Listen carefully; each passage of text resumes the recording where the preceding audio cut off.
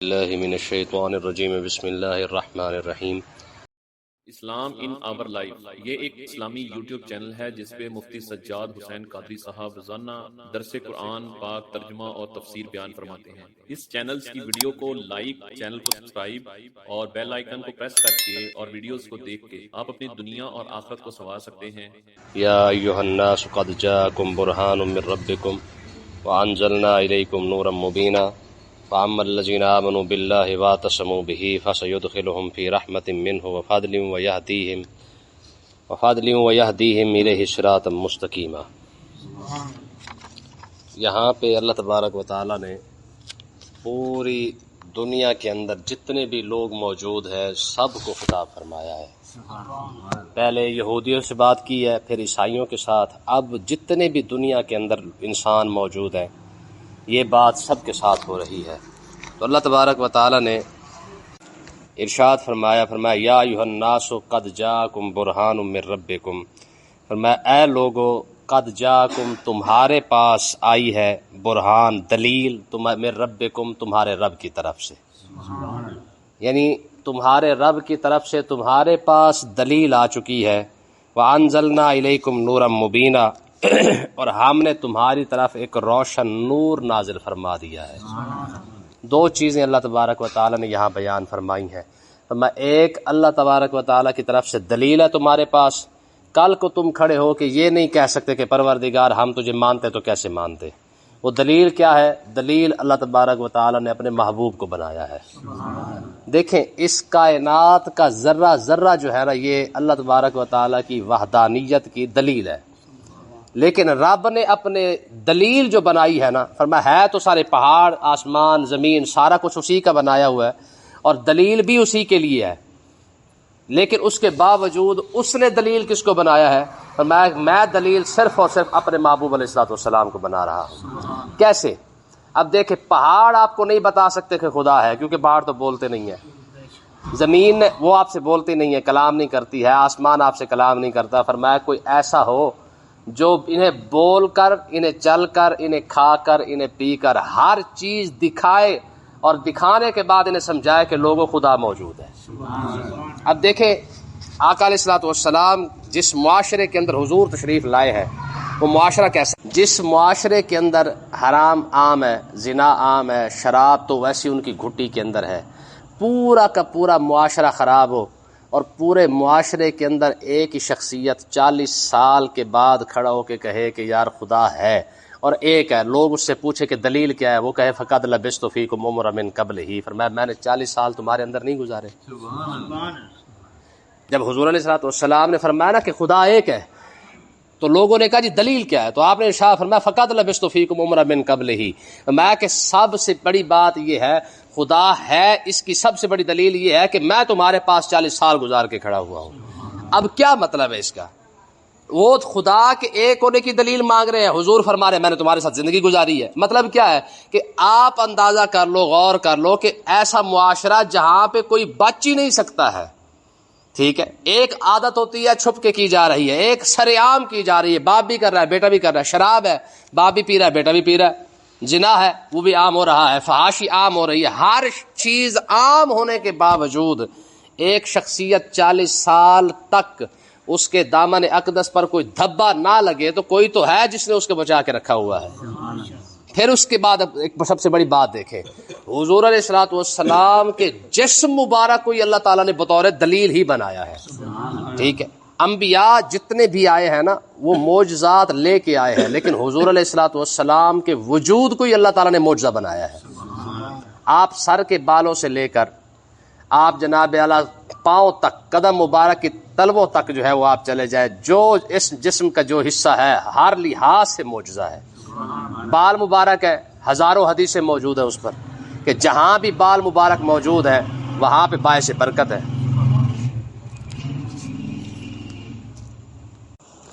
ٹھیک ہے۔ اب دیکھیں نا بال جب کٹ جاتے ہیں، بال کے کٹنے کے بعد کبھی ایسا نہیں ہوتا ہے کہ جناب بال وقت کے ساتھ بڑھتے رہیں، جیسے ہمارے 2 مہینے بعد بڑھ جاتے ہیں، یہ وہ بال بڑھتے ہیں جو ہمارے سر کے ساتھ لگے ہوئے ہیں۔ ایسا تو کبھی نہیں ہو کہ بال سر سے کٹ چکے پھر بھی بڑھتے رہے، سوال ہی پیدا نہیں ہوتا۔ لیکن آقا علیہ الصلوۃ والسلام کے بال مبارک 1400 سال سے ویسے ہی بڑھتے جا رہے ہیں جیسے حضور علیہ الصلوۃ والسلام کے جسم کے ساتھ لگے ہوئے. ٹھیک ہے. اور پھر اس کے بعد نیچے آ جائے, آنکھ مبارک دیکھ لے, حضور کی آنکھیں کہاں تک دیکھتی ہیں. ٹھیک ہے جی. حضور کے کان مبارک کہاں تک سنتے ہیں. حضور نے فرمایا انی ارا ما لا ترون واسمع ما لا تسمعون. فرمایا جہاں تک میں دیکھتا ہوں تم سوچ نہیں سکتے, جہاں تک میں سنتا ہوں وہ بھی تم سوچ نہیں سکتے. ٹھیک ہے. حضور کا دیکھنا بھی بے مثال ہے. تو ایک ایک چیز پر بندہ جب غور کرے نا آقا علیہ الصلوۃ والسلام کے جسم اقدس کی, تو ہر چیز ہی بے مثال نظر آتی ہے اور ہر چیز بطور معجزہ نظر آتی ہے. ٹھیک ہے جی. آنکھوں کا دیکھنا حدیث پاک کے اندر آتا ہے, حضور عام روٹین کے اندر جو ہے وہ جو ستارے ہیں نا, سریا جس کو کہا جاتا ہے, یعنی 7 ستارے جو سب سے اوپر ہے, جو عام بندے کو نظر بھی نہیں آتے, آقا علیہ الصلوۃ والسلام ان کو عام طور پر دیکھ لیا کرتے تھے. ٹھیک ہے جی. تو کوئی سوچ سکتا ہے کہ حضور کی عام نگاہ مبارک اتنی ہے, تو پھر حضور جب اپنے نگاہ نبوت سے دیکھتے ہوں گے تو پھر کہاں تک دیکھتے ہوں گے. ٹھیک ہے جی. اسی طریقے سے آقا علیہ الصلوۃ والسلام کی زبان مبارک دیکھ لیں, حضور کی زبان مبارک معجزہ کیسے ہے. جو بھی لفظ آقا علیہ الصلوۃ والسلام کی زبان اقدس سے نکلنا ہے وہ سارا کا سارا وہی بننا ہے, چاہے وہ حدیث کی صورت میں ہو چاہے وہ قرآن کی صورت میں ہو. ٹھیک ہے جی. قرآن بنے تب بھی وہی ہے, حدیث بنے تب بھی.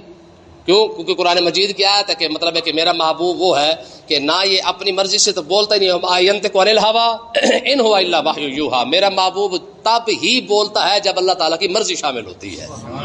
یعنی حضور رب کی مرضی کے بغیر بولتے ہی. لعاب دہن کے بارے میں دیکھ لیں, یعنی حضور کا جو تھوک مبارک ہے, کوئی سوچ سکتا ہے کہ یار کوئی کبھی ایسا بھی ہوا کہ کسی کا تھوک بھی جناب معجزہ بن جائے, لیکن حضور علیہ الصلوۃ والسلام کا تھوک مبارک بھی معجزہ ہے. مولا علی کی آنکھوں میں لگ جائے خیبر کے موقع پر تو شفا ہو جائے, صدیق اکبر کی غار کے اندر ایڑی پہ لگ جائے تب شفا ہو جائے, کھاری کنویں میں ڈال دیا جائے تب شفا ہو جائے. ٹھیک ہے جی. کتنے سارے, یعنی حضور علیہ الصلوۃ والسلام سر سے لے کر پاؤں تک. ٹھیک ہے جی. پھر آقا علیہ الصلوۃ والسلام کے قدم مبارک دیکھ لیں, جہاں حضور کا قدم مبارک لگ جائے, فرمایا لا اقسم بہذا البلد وانت حل بہذا البلد. فرمایا جہاں حضور کا قدم لگ جائے رب قرآن نازل فرما کے اس کی قسم اٹھا لیتا ہے. عرش کو عرش پتہ کیوں کہا جاتا ہے؟ عرش کا مطلب ہوتا ہے بلندی, یعنی سب سے زیادہ بلند. ٹھیک ہے جی. علماء فرماتے ہیں کہ عرش تب تک بلند تھا, یعنی عرش تب تک تھا جب حضور نہیں گئے تھے. جب حضور عرش کے اوپر تشریف لائے تو اب حضور کے قدم مبارک تو عرش سے بھی زیادہ بلند ہو گئے. ٹھیک ہے. پھر علماء نے بڑا ایک نقطہ لکھا ہے, وہ کہتے ہیں کہ یار جس کے قدم مبارک عرش الہی سے اونچے ہوں اس کے کندھے مبارک کی اونچائی تک کون پہنچ سکتا ہے؟ تو اندازہ لگا سکتا ہے. تو اس لیے اللہ تبارک و تعالیٰ نے ارشاد فرمایا, اے لوگوں تمہارے پاس تمہارے رب کی طرف سے دلیل آ گئی ہے. ٹھیک ہے. ساری سیرت مبارکہ کے اندر حضور علیہ الصلوۃ والسلام کے سر سے لے کر پاؤں تک جتنا پڑھتے جائیں گے, حضور کا کھانا دیکھیں, حضور کا پینا دیکھیں, حضور کا حتیٰ کہ یار سونا اور جاگنا تک دیکھ لیں. چنگا بھلا بندہ سو جائے نا, ٹیک لگا کے بیٹھ جائے, خالی اونگ آ جائے تو علماء فرماتے ہیں وضو ٹوٹ جاتا ہے. اور آقا علیہ الصلوۃ والسلام حضور نے ارشاد فرمایا تنام عینایا ولا ینام قلبی. حضور نے ارشاد فرمایا میں سو بھی جاؤں تب بھی میری آنکھیں جاگتی رہتی ہیں. کیسی بات ہے. قیامت کے دن حضور علیہ الصلوۃ والسلام سجدہ کریں گے نا. ٹھیک ہے جی. جب تشریف لائیں گے میدان محشر کے اندر سجدہ کریں گے, رب کو سجدہ کرنا ہے یار. ٹھیک ہے. حضور وضو کہاں کریں گے؟ کبھی سوچا اس بارے میں؟ ٹھیک ہے. دنیا کے اندر جب بھی آپ عبادت کرتے ہیں سجدہ کرنے کے لیے وضو کرنا پڑتا ہے. حضور بھی وضو کرتے رہے ہیں, لیکن وہ وضو اس وجہ سے نہیں کرتے. ہم جو وضو کرتے ہیں ہم حادث ہونے کی وجہ سے, یعنی جب ہمارا وضو ٹوٹ جاتا ہے تب ہم وضو کر لیتے ہیں. لیکن آقا علیہ الصلوۃ والسلام وضو تب کرتے ہیں جب امت کو سکھانا ہوتا ہے. کیوں؟ کیونکہ وضو ٹوٹتا ہے پلیدی کی وجہ سے, تو جسم مبارک تو نور علی نور ہے. ٹھیک ہے جی. جب سونے سے وضو نہیں ٹوٹتا ہے تو یاد رکھیں موت بھی آقا علیہ الصلوۃ والسلام کا وضو نہیں توڑ سکتی ہے. یہی وجہ ہے کہ قیامت کے دن حضور تشریف لائیں گے, حضور کو وضو کی ضرورت نہیں پڑے گی. بغیر وضو کے حضور علیہ الصلوۃ والسلام کا جسم مبارک جو طاہر اور مطہر جسم پاک ہے, جی اتنا پاک ترین جسم ہے, جب حضور تشریف لائیں گے آتے ہی آقا علیہ الصلوۃ فآخر ساجدا فیلہمنی اللہ من الثناء والحمد. حضور فرماتے ہیں میں آتے ہی رب کی بارگاہ اقدس میں سجدہ کر دوں گا. ٹھیک ہے. فیلہمنی اللہ من الثناء والحمد. اللہ تعالیٰ خود میرے ذہن کے اندر اپنی حمد و ثنا ڈالے گا کہ محبوب ان لفظوں کے ساتھ میری تعریف کر. ٹھیک ہے جی. تو اللہ تعالیٰ نے ارشاد فرمایا وانزلنا الیکم نورا مبینا. اے لوگوں ہم نے تمہیں روشن نور عطا فرمایا ہے. کیا؟ قرآن. حضور دلیل ہے اور قرآن نور ہے. ہم نے تمہیں روشن نور عطا فرما دیا ہے. جس امت کے پاس اتنا روشن نور ہو اور وہ امت دھکے کھاتی پھرتی ہے. بھائی روشنی کو چھوڑ کر جب بندہ اندھیرے میں جائے گا تو لتر ہی کھائے گا نا. ایسے ہے کہ نہیں ہے؟ ٹھوکر بندہ تب بھی کھاتا ہے جب بندہ اندھیرے میں جاتا ہے. ٹھیک ہے, گرتا تب بھی ہے جب بندہ اندھیرے میں چلتا ہے, کیونکہ روشنی کو چھوڑ کے جا رہا ہے. اور قرآن جس کو رب فرما رہا ہے کہ ہم نے تمہیں روشن نور عطا فرمایا ہے, اس کو چھوڑنے کے بعد تو پھر یہ امت ذلیل ہی ہو رہی ہے. اب دیکھیں اس کا فائدہ کیا ہے. فَأَمَّا الَّذِينَ آمَنُوا بِاللَّهِ, فرمایا وہ لوگ جو ایمان لائے اللہ پر, وَاعْتَصَمُوا بِهِ, اور اللہ کی رسی کو مضبوطی سے تھام لیا. کون سی؟ یعنی دین اسلام کو, یعنی ایمان بھی لائے اور اللہ تبارک و تعالیٰ کی رسی کو مضبوطی سے تھام لیا. تھامنے کے بعد اب ہوا کیا ہے, فائدہ اس کا کیا ہوا ہے؟ فرمایا فَسَيُدْخِلُهُمْ فِي رَحْمَةٍ مِّنْهُ, اللہ تعالیٰ ایسے بندے کو جو اللہ کی رسی کو مضبوطی سے تھام لے, یعنی دین اسلام کو تھام لے, رب اس پر کرم کیسے فرمائے گا؟ فرمایا فَسَيُدْخِلُهُمْ فِي رَحْمَةٍ مِّنْهُ, اللہ تعالیٰ اسے اپنی رحمت میں داخل فرمائے گا. وَفَضْلٍ, اللہ تعالیٰ اس پر اپنا فضل فرمائے گا. یہ دو انعام. تیسرا انعام آگے آئے گا. تو میں جو بندہ اسلام کو تھام لے رب اسے رحمت میں بھی داخل فرمائے گا, اس پر فضل بھی فرمائے گا. علماء فرماتے ہیں رحمت اور فضل سے مراد کیا ہے؟ فرماتے ہیں رحمت سے مراد جنت ہے. یعنی جو بندہ اسلام کے ساتھ کھڑا ہو جائے, مسلمان بن کے, سیدھا بندے کا پتر بن کے جو اسلام پر چلنا شروع ہو جائے, فرمایا اللہ تعالیٰ فرماتا ہے میں تمہیں جنت میں داخل کروں گا. اور اللہ کا فضل کیا ہوگا؟ فرمایا جنت میں داخل کرنے کے بعد تمہیں اپنا دیدار سے مشرف فرما دوں گا. رب کی رحمت سے مراد جنت ہے اور رب کے فضل سے مراد رب کا دیدار ہے. اور تیسرا انعام کیا ہے؟ یہ ایمان والوں کی بات ہو رہی ہے, یعنی اسلام کے ساتھ کھڑے ہونے والے کو یہ انعام دیا جا رہا ہے. آگے فرمایا وَيَهْدِيهِمْ إِلَيْهِ صِرَاطًا مُسْتَقِيمًا, اللہ تعالیٰ اسے ان لوگوں کو جو ایمان لائے ہیں سیدھے راستے پر کھڑے رہے ہیں, یعنی جو لوگ ایمان لائے اور اسلام کے ساتھ کھڑے رہے ہیں, اللہ تعالیٰ انہیں اپنی طرف سیدھے راستے کی ہدایت عطا فرمائے گا. ٹھیک ہے, یعنی بندہ اسلام کی طرف توجہ کرے صحیح, رب اسے ہدایت خود ہی عطا فرما دیتا ہے. تو اس کا مطلب یہ ہے کہ ہدایت خود بخود نہیں ملتی ہے. ہدایت اس بندے کو اللہ تعالیٰ عطا فرماتا ہے جو اسلام کے ساتھ وابستہ ہو جائے, اسلام کے ساتھ کھڑا ہو جائے. اگر اسلام کے ساتھ کھڑا نہیں ہوتا رہا تو رب اسے ہدایت, اس کا مطلب کیا ہے؟ اس کا مطلب ایک اور بھی یہ نکلا کہ اس کا مطلب یہ ہے کہ شریعت پر عمل کرنے والے بندے کو رب ہدایت دیتا ہے. جو بندہ شریعت پر عمل نہ کرے اسے رب ہدایت, جتنا مرضی اپنے آپ کو ولایت والا سمجھتا رہے, بہت بڑا بابا بن کے پھرتا رہے, جو مرضی کرتا رہے, اگر شریعت ظاہری پر, ظاہری شریعت جس کے احکامات موجود ہیں, دیکھیں نا یار, اگر شریعت پر عمل کی ضرورت نہ ہوتی تو میرے نبی کو نہ ہوتی. نماز کی ضرورت اگر نہ ہوتی تو حضور کو نہیں تھی. جس کے ناد رب اٹھائے اسے نماز پڑھنے کی کیا ضرورت ہے؟ کیوں جی؟ اگر آقا علیہ الصلوۃ والسلام پر نماز معاف نہیں نہ تو ہمارے ملنگ پر بھی معاف نہیں ہے. اگر غوث اعظم پر معاف نہیں ہے, مولا علی پر معاف نہیں ہے, صدیق اکبر پر معاف نہیں ہے, عمر پر معاف نہیں ہے, جب ان پر نماز معاف نہیں ہوئی ہے تو ہمارے ملنگ کی کیسے نماز معاف ہو جائے گی؟ تو اللہ تعالیٰ نے ارشاد فرمایا کہ جو بندہ ایمان لائے, اسلام کے ساتھ کھڑا ہو جائے, رب اسے ہدایت عطا فرمائے گا. تو اس کا مطلب یہ ہے کہ ظاہری شریعت کا جو احکامات ہیں اس پر عمل کرنے کے بعد اللہ ہدایت عطا فرماتا ہے. جو بندہ شریعت کو چھوڑ دے رب اسے ہدایت عطا نہیں فرماتا. آپ دیکھ لیں جتنے بے ہدایت لوگ ہیں نا, آپ ان کا تجربہ کر کے دیکھیے گا, بے ہدایت بندہ شریعت سے دور ہوگا. کبھی آپ تجربہ کیجیے گا باہر, جو بندہ آپ کو نظر آنا جو ساڑی پڑھی پڑھائی ہے سمجھ جاؤ کہ بے ہدایت ہے. ٹھیک ہے, جو کہتے ہیں ہماری پڑھی پڑھائی ہے, یہ پڑھی پڑھائی والا ہوتا ہی بے ہدایت ہے. جب مولا علی کی پڑھی پڑھائی نہیں ہے, ٹھیک ہے, جب عمر کی پڑھی پڑھائی نہیں ہے, ساری بات چھوڑو یار, آقا علیہ الصلوۃ والسلام کی پڑھی پڑھائی نہیں ہے. حالانکہ حضور نے کیا فرمایا؟ فرمایا صدیق اکبر کو فرمایا صدیق تو میرا دوست ہے, یار ہے, سارا کچھ ہے, تو نے ساری زندگی میرے ساتھ گزاری ہے. لم یعرفنی حقیقتا غیر ربی, فرمایا میری حقیقت کو میرے رب کے سوا کوئی نہیں جانتا. کبھی اس مان میں نہ آ جانا کہ میں نے حضور کے ساتھ بڑا وقت گزارا ہے, میں جانتا ہوں کہ حضور کی حقیقت کیا ہے. فرمایا لم یعرفنی حقیقتا غیر ربی, فرمایا مصطفیٰ کریم کی حقیقت کو صرف اس کا رب بھی جانتا ہے.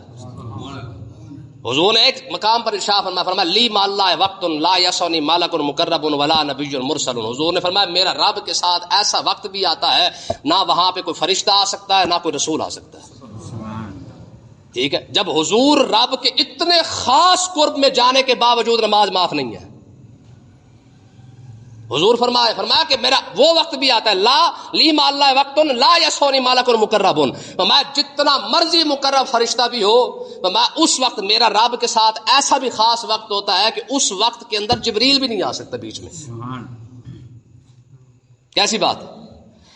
آگے دیکھیں جی، کیونکہ یہ سورۃ نساء شروع ہوئی تھی تو اس میں وراثت کے مسائل آئے تھے، ٹھیک ہے. اب ختم ہو رہی ہے تو اب بھی اس کے اندر وراثت کا آخری مسئلہ بیان کیا جا رہا ہے. فرمایا وہ بندہ جس کا باپ فوت ہو جائے اور اولاد نہ ہو اس کی وراثت کے بارے میں، یا وہ عورت جس کا باپ بھی فوت ہو جائے اولاد بھی نہ ہو اس کی وراثت کا کیا بنے گا.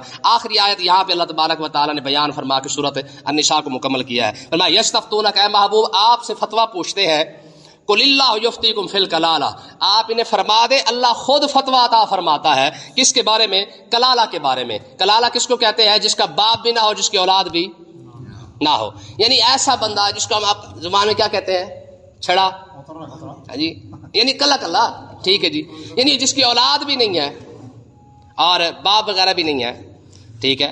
تو ایسے بندے کی وراثت کا کیا بنے گا؟ فرمایا ان امرؤ ہلک لیس لہ ولد، فرمایا کہ اگر وہ مرد فوت ہو جائے اور اس کی کوئی اولاد نہ ہو، والہ اخت، ہاں فوت ہونے والے کی اولاد بھی نہیں ہے، ماں باپ بھی نہیں ہے، باپ بھی نہیں ہے، اس کی بہن ہے، تو فالہ نصف ما ترک، اس بہن کو اس کے ترکے میں سے آدھا حصہ دیا جائے گا.